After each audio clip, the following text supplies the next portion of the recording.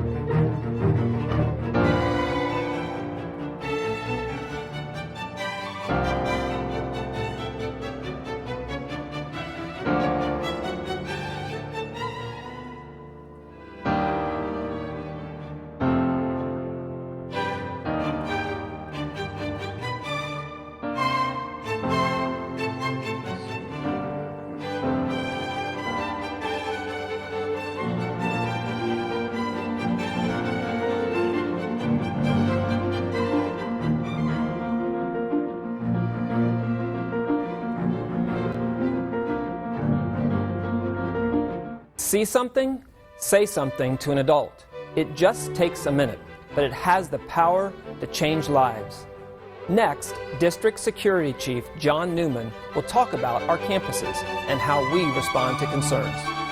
We have spent the past 4 years making our campuses far more secure than they've ever been in the past. The intention is for every school to have a secure perimeter. That means a physical barrier that separates the main student areas from the general public. That barrier is usually a combination of fences and walls of school buildings. Because of the way our schools have been designed over the past 100 years, some buildings may have doors that open out into an area that is outside the perimeter. Those doors should stay locked and only open outward to let someone leave or evacuate. Our schools should have limited controlled access points during the school day. Generally, this is the door to the front office.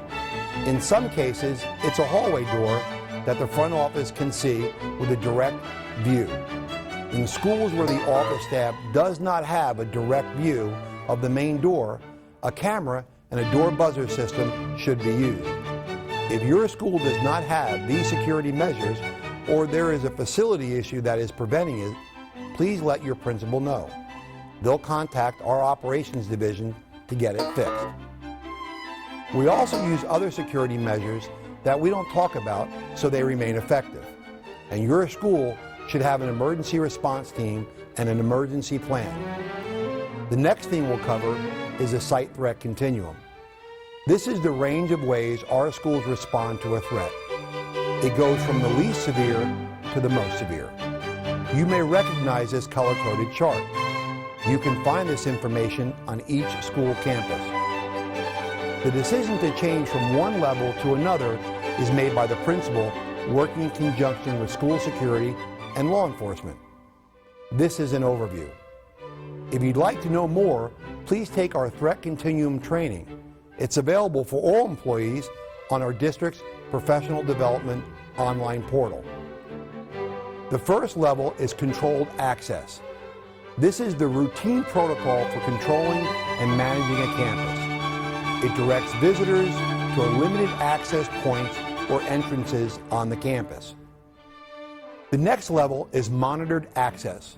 Monitored access is a response to a vague, non-specific threat to the safety of a campus. It requires extra vigilance at access points of the campus. Next is evacuation. It's a high-level response to a crisis or threat. It involves the entire movement of staff and students and visitors away from the threat to a safe area. The next level is the opposite of evacuation, and that's shelter in place. Shelter in place is used with various emergency events, especially severe weather. Identify a safe place where you can reduce the threat and remain there until the threat has passed. Now, the next levels I'll be covering are similar in a lot of ways. So we use the same terms across our entire district to make the response clear. They are lock in, lock out, and lock down. First, lock in. A lock-in starts with a crisis that perhaps is occurring off campus, but is nearby.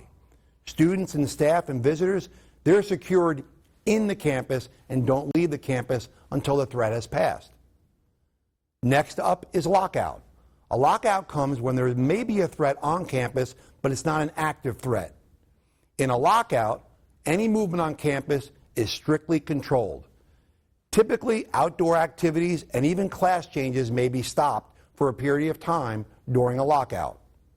And finally, most importantly, there is lockdown. A lockdown is the highest and most restrictive response to a crisis or active threat and emergency on campus. A lockdown ensures the immediate security of students and staff and visitors. During a lockdown, teachers take the lead with their students. They should stop teaching and lock all doors and windows if possible. If they can't, they need to consider using items like desks or cabinets and tables to barricade a door if necessary. Closing blinds and turning off lights are important in a lockdown. You want to keep everyone away from those windows and doors, keep them calm and keep them quiet. Silencing cell phones and devices is very important during a lockdown. You want to make that room look and sound vacant. Wait for the emergency responders. There should be no movement. No one leaves the classroom. No changing of classroom and no outside activities will occur during a lockdown. If you can safely provide details to first responders, call 911. And don't forget to post a safe room notification on your door. This always helps out the first responders. A lockdown may begin with an announcement of lockdown, lockdown, lockdown over the PA system. But teachers may also need to react without an announcement based on what they see or hear happening in the school. One more time, the site threat continuum goes from least severe to most severe. Controlled access, monitored access, evacuation, and shelter in place. Then it's lock in, where everyone stays in the campus, lock out, where movement is controlled on campus, and lock down, where teachers and students react to an immediate, serious threat. If you have questions about the threat continuum, your principal and emergency response team have more information. And again, employees can also take the online training using the Professional Development online portal. We continue to roll out additional training called Run, Hide, Fight across our district. This course is conducted in groups, so trainers will be visiting each school site. If you want to learn more about Run, Hide, Fight, the FBI has created a section on their website. Just go to www.fbi.gov and search for Run, Hide, Fight. Now, Superintendent Akins has a final reminder for all of us. We can't go over every safety procedure in the time we have here, but it's important for everyone to know the key steps that help us keep our campuses safe. We have amazing law enforcement partners and an excellent school security team, but they can't help if they don't know about a possible threat that's out there. So please remember, if you see something, say something. Thank you for all that you do.